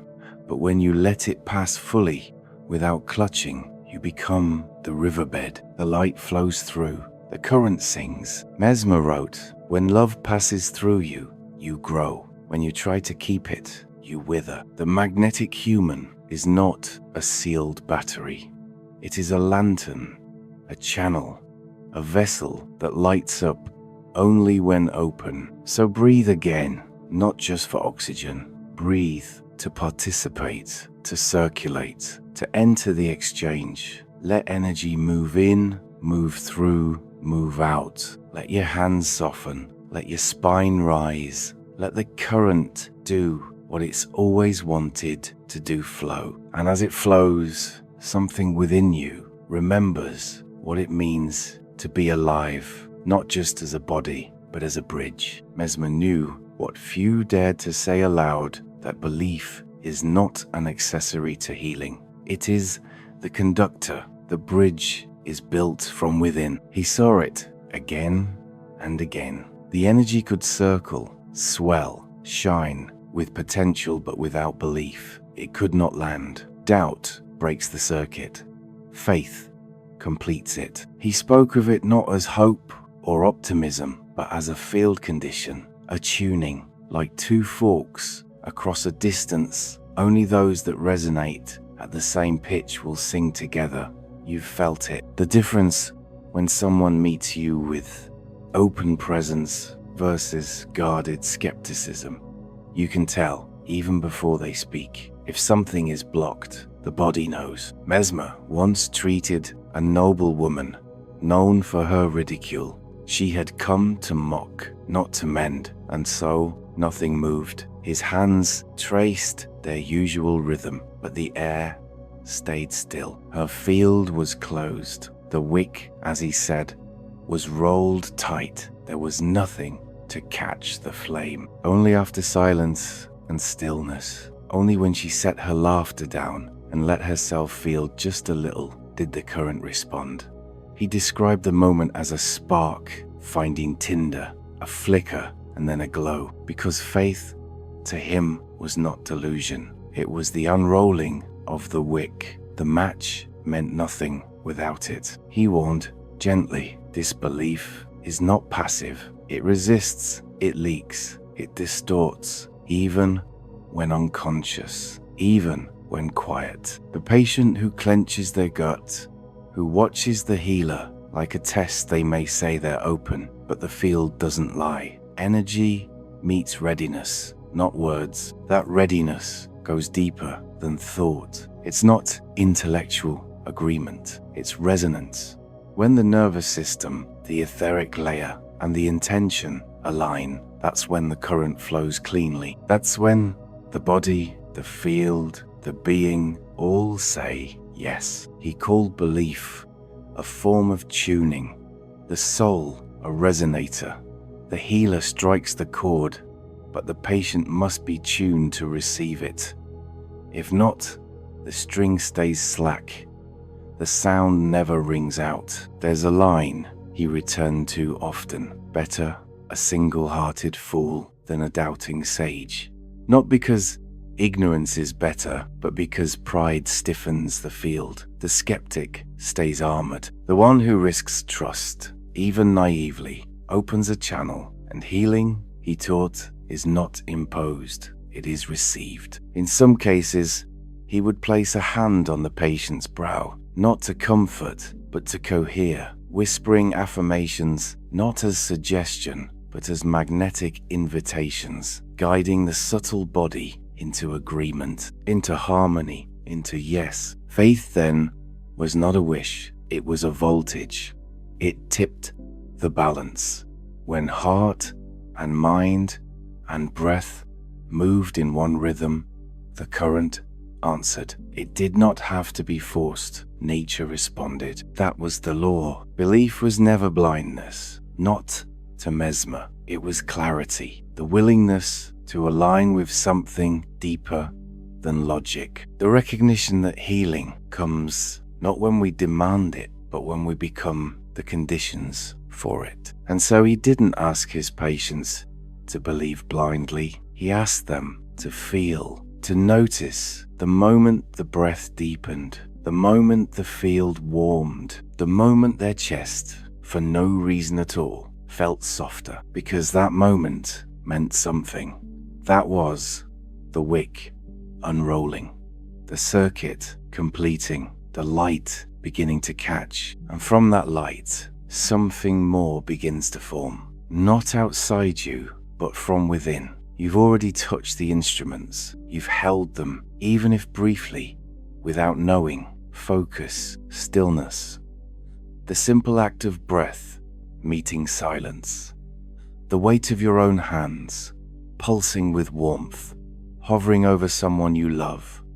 The pull of nature that makes your chest ease without effort. The moral tug that whispers when you're aligned and tightens when you're not. These aren't tricks. They aren't magic spells in disguise. They are mirrors, and each one reflects who you are in the moment you use it. Mesmer never saw them as techniques to master. He saw them as revelations of being. Focus is not just attention. It is the trained current of will, shaped without force. Stillness is not absence, it is readiness. Breath is not just function, it is alignment. Hands are not just tools, they are messengers. You've probably noticed it. When your heart is settled, your hand calms someone else without needing words. When your breath is deep, the room follows. When your intention is clear, your presence shifts the air. None of this is performance. It's coherence. The energy always tells the truth. That's why Mesmer said, settle first your own heart, because the moment you touch another physically or not, you are transmitting what you are, not what you intend, not what you wish, what you are. A turbulent mind cannot calm a field. A restless body cannot steady another. This force moves through the human condition, not around it. It listens to the totality of you. He saw it constantly. A healer who walked in angry, no matter how skilled, created static. A practitioner who rushed, who doubted, who postured, always disturbed, more than they healed, but one who entered gently, with quiet breath and clear feeling. That was enough. Sometimes, without a single word, the atmosphere changed, because the truth is, there is no power apart from presence, no technique more potent than being aligned in spirit, will, and motion. The field does not obey forms, it responds to the soul behind them. And with that realization comes something else: responsibility. The tools are not neutral, they amplify what you bring. If you approach this force with pride, it will magnify your pride. If you approach in confusion, it will ripple confusion. Mesmer warned, to play with this force lightly is to meet chaos. He meant that energetically. The field reflects exactly. It does not lie, and it does not protect you from yourself. If your interior is tangled, the results will be tangled. Energy work multiplies your inner state. It does not bypass it. It reveals it. So when you feel the desire to store this current, to hold it for yourself, to become more than others, that's when it begins to rot. The fluid was never meant to be kept. It is a river, not a tank. A conduit, not a treasure. The moment it's hoarded, it stalls, and that stall turns inward. He saw it happen. Practitioners who began open, generous, reverent, but over time, grasped too tightly, they began to wither, not in the body, but in light. The glow dimmed, the presence faded, because they had tried to own what could only ever pass through. Mesmer's ideal was not the magician, not the showman. It was the servant of flow, the one who could empty, soften, align, the one who entered each moment, not to control, but to attune. The most powerful among them were not always the ones with the grandest gestures, but those who could sit still and quiet and alter the air just by how they listened. And now you stand at the same gate. You've seen the instruments, you felt their hum, you know the breath, the focus, the stillness, the heat in your palms. But these are not ends, they are keys. The door they open is not technique, it is transformation. You will not pass through it by knowing more, only by becoming different, only by being willing to let go of what shields you from others, from yourself, from the current. The robe falls, the symbols dissolve, the teachings return to silence. What remains is you, you under the night sky. No rituals left, no guide, just the invitation. The energy does not lie, but it will reflect exactly who you are. Will you cross the threshold